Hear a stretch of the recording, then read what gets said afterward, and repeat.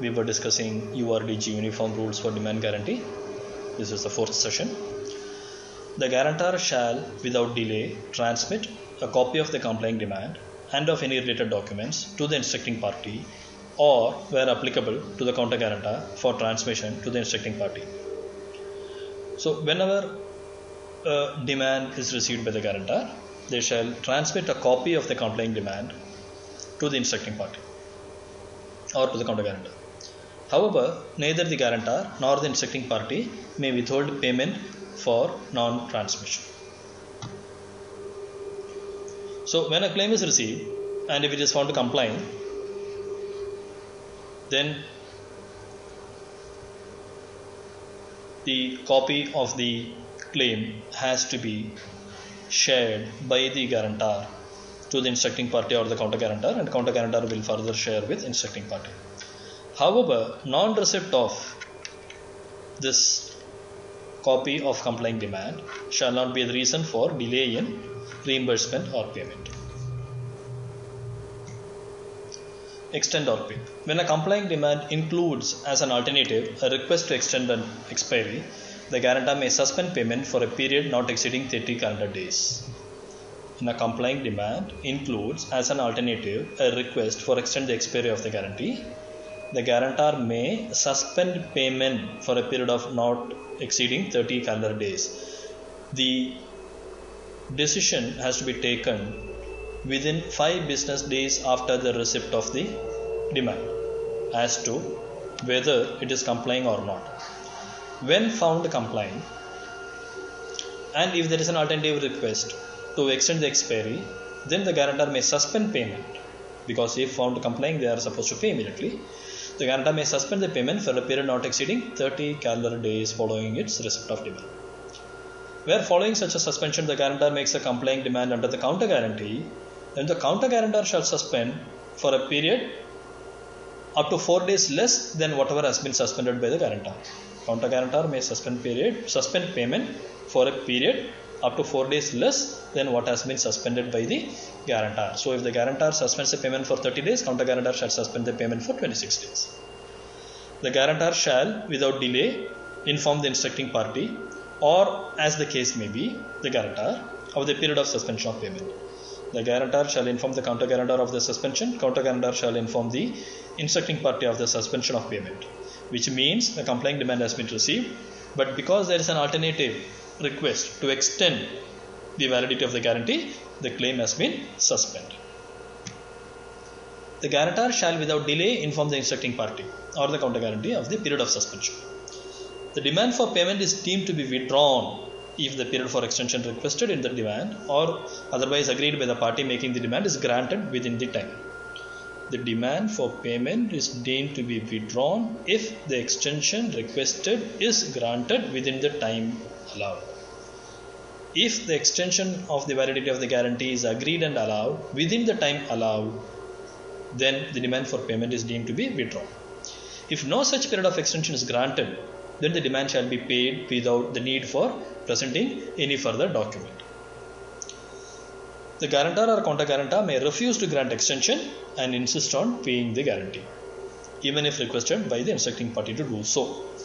The guarantor or counter guarantor may refuse to extend and insist on paying the guarantee.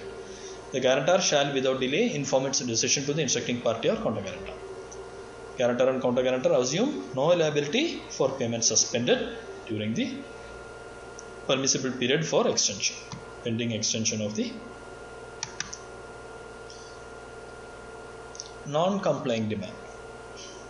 When demand under the guarantee is not complying, guarantor may reject the demand, or on its sole discretion approach the instructing party for waiver of discrepancies. When a demand under guarantee is not complying, it may reject the demand, or in its own sole discretion approach the instructing party or the counter guarantor for waiver of the discrepancies. When a counter guarantor determines the demand is not complying, it may approach the instructing party for waiver on its own sole judgment, or may reject straightaway. This shall not extend the period of 5 business days, and this shall not dispense with the requirements of intimation. So whether the claim is complying or not, intimation has to be sent to the instructing party that a claim has been received. If a claim is complying, then a copy of the complaint claim has to be transmitted. Waiver of the instructing party does not oblige the guarantor or the counter guarantor to waive any discrepancy. Waiver of the instructing party does not oblige the guarantor to waive any discrepancy.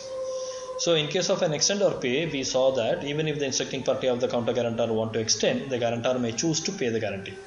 Here, even if the instructing party wants to waive the discrepancies, the guarantor or counter guarantor may choose to not to waive the discrepancy and reject the transaction.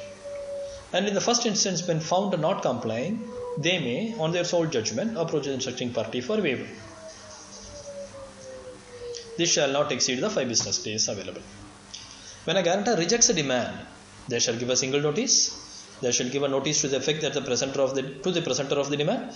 Notice shall be sent without delay, not later than close of the 5th business day, and that the guarantor is rejecting, and each discrepancy in which the guarantor rejects the demand. So when the guarantor rejects the demand, a notice has to be given. Notice should be given to the presenter. Notice should be given in a single form. Notice should be sent without delay, that is not later than close of 5th business day. Notice shall say it is rejecting, and notice shall also say each discrepancy for which it is found as not complying. Guarantor failing to give notice, or failing to provide the details, or failing to provide on time, or failing to reject the demand shall be precluded from claiming the presentation was not complying. After providing notice, guarantor may return the paper form documents or dispose the electronic forms. So guarantor shall give a single notice to the presenter without delay that they are refusing, and list out each discrepancy which is found as not complying before the close of 5th business day. Reduction and termination. The amount payable under the guarantee shall be reduced by the amount already paid under the guarantee, or resulting from automatic variation, or in the beneficiary's assigned partial release liability. The amount payable under the guarantee shall be reduced by the amount already paid, or from automatic variation, or beneficiary's partial release. Whether or not the guarantee is returned to the guarantor, the guarantee shall terminate on expiry, when no amount remains payable under it, or on presentation of the beneficiary's signed release from liability. Whether or not the guarantee is returned to the guarantor, it shall terminate on expiry, or when no amount is remaining outstanding, or when the beneficiary gives a signed release from liability.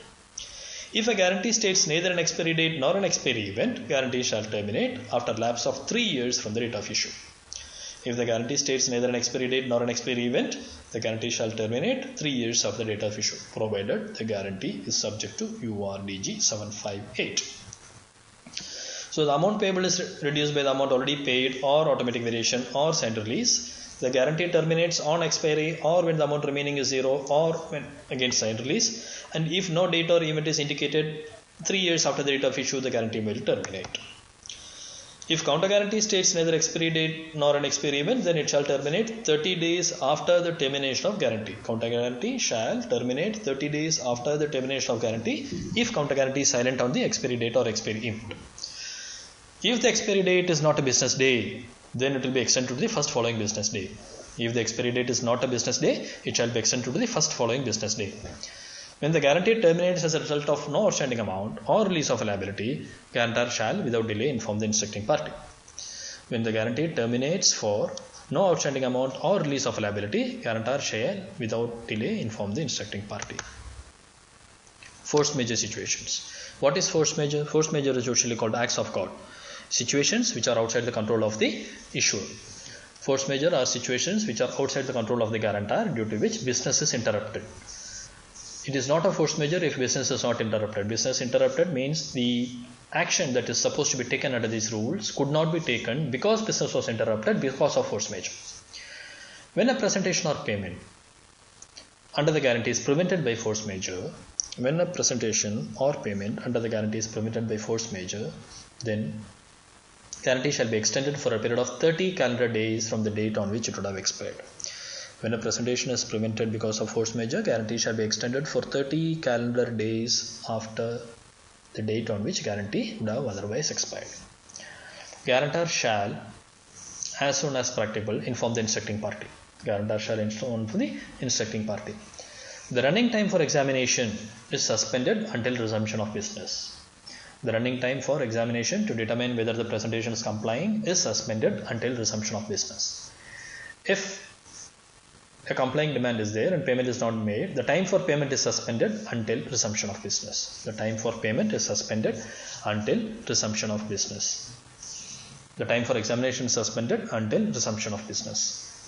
Guarantor shall be entitled to present the demand under the counter guarantee within 30 calendar days after cessation of force majeure, even if counter guarantee has expired. The guarantor shall have the right to present a demand under the counter guarantee within 30 days of resumption of business. When presentation or payment is prevented by force majeure, guarantee shall be extended for 30 calendar days from the date on which it would have expired. The running time for examination is suspended till resumption of business. Unpaid guarantee of a complying demand has to be paid upon resumption of business. Guarantor has a right to make a claim under the counter guarantee up to 30 days from the resumption of business. Guarantor shall be entitled to present a demand under the counter guarantee within 30 days of cessation of force majeure. Cessation of force majeure, the next day business is expected to resume. When presentation or payment under the counter guarantee is permitted by force majeure, the counter guarantee shall be extended for a period of 30 calendar days from the date on which it is expected to have expired.